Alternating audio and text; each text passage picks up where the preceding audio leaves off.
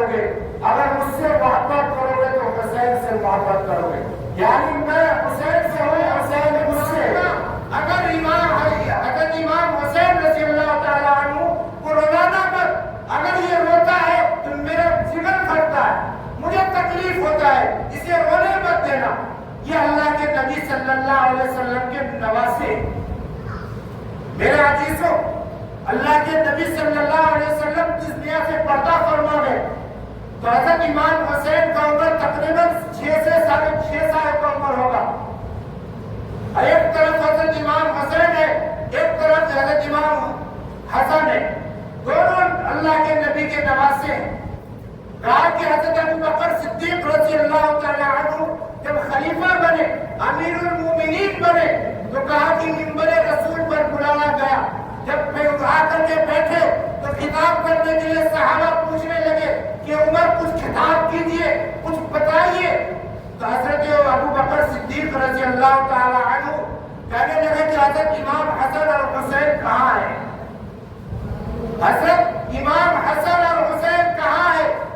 تو اللہ کے نبی صلی اللہ علیہ وسلم کے نواسا کو لایا گیا اور لا کر کے ایک دائیں طرف حضرت امام حسین کو بٹھایا اور بائیں طرف حضرت امام حسن کو بٹھایا، اور بیٹھانے کے بعد کہا کہ صحابہ، اللہ کے نبی صلی اللہ علیہ وسلم نے ارشاد فرمایا تھا کہ اگر تم لوگوں کو مجھے دیکھنا ہے تو میرے نواسے کو دیکھ لینا، میرے نواسے کا در میں تجھے ملوں گا۔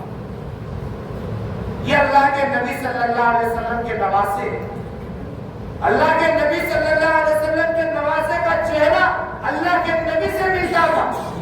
تو اللہ کے نبی صلی اللہ علیہ وسلم نے کہا کہ اگر میں دنیا میں نہ رہوں، اس دنیا سے چلے جاؤں، اگر تمہیں میری یاد ستائے، مجھے اگر تمہیں میری یاد کر پائے تو تم میرے نواسے کو دیکھ لینا، تمہیں یاد آ جائے گا کہ محمد رسول اللہ یہیں پہ موجود ہے۔ تو میرے عزیزوں، یہ ہے حضرت امام حسین کا مقام۔ اور کہا کہ جب کربلا کے میدان میں گئے تھے، صحابہ نے منع کیا حضرت امام حسین کو کہ آپ نہیں جائیے، وہ لوگ صحیح نہیں ہیں، وہ آپ کے والد کے ساتھ بھی ایسے غداری کیا تھا، آپ مت جائیے۔ کہا کہ نہیں، میں جاؤں گا۔ تو میرے عزیزوں، یزیدیوں نے اسے بل گلایا اور دھوکہ دے کر کے بلایا۔ کہا کہ بچپن سے لے کر کے جب کربلا کے میدان میں پہنچے تھے تو حضرت امام حسین کی عمر تقریباً 58 سال کی تھی۔ 58 یا 57 سال کی عمر میں حضرت امام حسین رضی اللہ تعالیٰ عنہ کربلا پہنچے تھے، اور وہاں جانے کے بعد یزیدیوں نے کہا کہ آپ میرے ہاتھوں پہ بیعت ہو جائے، جیسے میں کہتا ہوں آپ ویسے مان لیجئے۔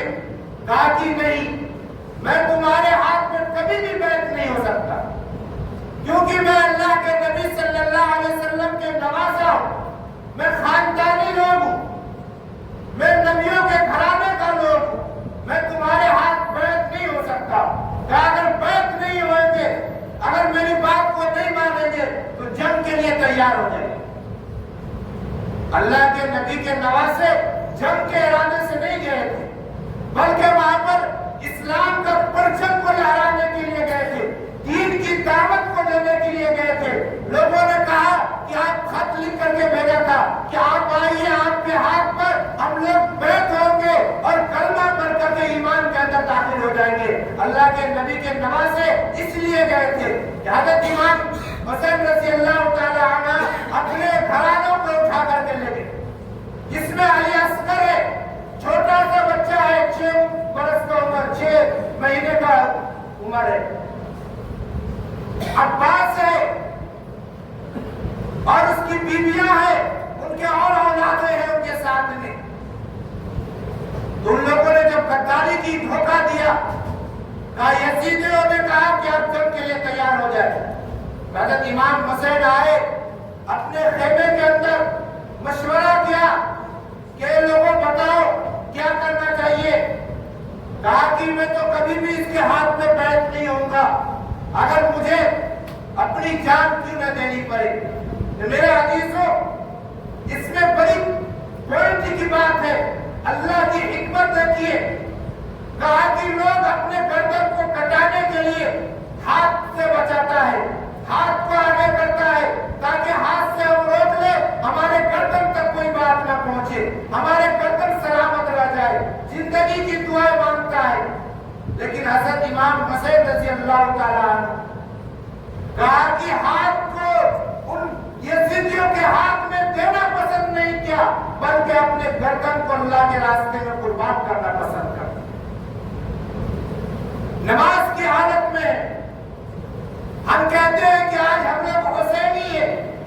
میرے عزیزوں ذرا اس میدان کو یاد کیجئے، اس کربلا کے میدان کو دیکھیے اور سمجھیے، اس کربلا کے میدان میں حضرت امام حسین رضی اللہ تعالیٰ عنہ جنگ کی حالت میں ہے، لیکن نماز کو نہیں چھوڑا، نماز کو مضبوطی کے ساتھ پکڑ کے رکھا اور ایک با ایک کر کے لڑتے رہے، جنگ میں جاتے رہے، لڑتے رہے، شہید بھی ہوتے رہے۔ کہا کہ کربلا کے میدان میں 72 صحابہ شہید ہوئے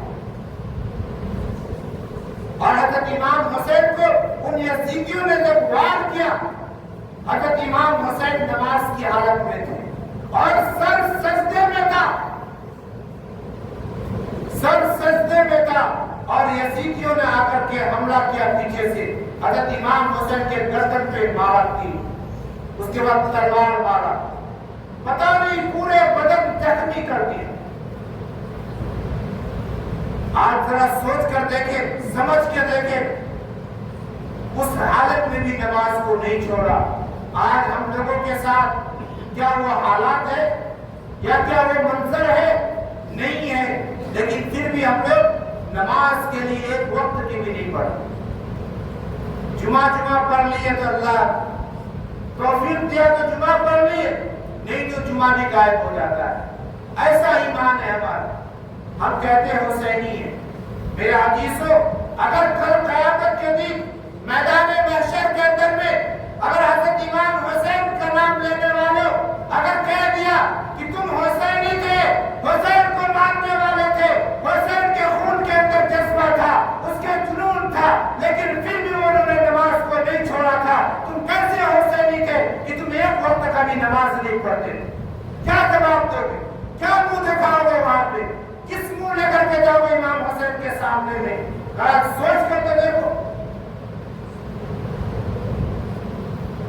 آج میرا عزیزوں اور کہا کہ اس مہینے کے اندر میں 9 یا 10 یا 11 محرم الحرام کے 9 یا 10 یا 11 2 دن کا روزہ رکھنا چاہیے۔ یہ روزہ کا اتنا بڑا ثواب ہے، کہا کہ پورے ایک سال، پچھلے ایک سال کے گناہ کو اللہ پاک معاف کر دیتا ہے۔ یہ 2 روزہ کی اتنی بڑی برکت ہے کہ اللہ پاک ان 2 روزہ رکھنے والوں کو پیچھے کے ایک سال کے سارے گناہوں کو معاف کر دیتا ہے۔ اللہ تعالیٰ ہمیں بھی اور آپ لوگوں کو بھی روزہ رکھنے کی توفیق عطا فرمائے اور زیادہ سے زیادہ اس مہینے میں عبادت کرنے کی توفیق عطا فرمائے۔ یہ بہت عجیب الشان مہینہ ہے، رحمت والا مہینہ ہے، حرمت والا مہینہ ہے۔ اللہ پاک نے محرم الحرام کے مہینے کو حرمت کا مہینہ قرار دیا ہے۔ اس مہینے میں ہم لوگ شادی بیاہ بھی نہیں کر سکتے۔ یہ مہینہ ایسا مہینہ ہے، اس مہینے میں جتنا ہو سکے زیادہ سے زیادہ اپنے گناہوں کے اوپر کنٹرول کرے، اپنے گناہوں کو اپنے اعمال سے ختم کرے اور نیکیوں کا اضافہ کرے۔ اگر ہم جھوٹ بولتے ہو تو جھوٹ بولنا چھوڑ دیں، اگر برے کام کرتے ہو تو برے کام کرنا چھوڑ دیں، اچھائی کو شروع کرے۔ اسلام کا پہلا مہینہ شروع ہوا ہے، اگر ہم اچھائی کو اس مہینے میں کریں گے تو پورے سال اللہ پاک ہمیں اچھی چیز کرنے کی توفیق عطا فرمائے۔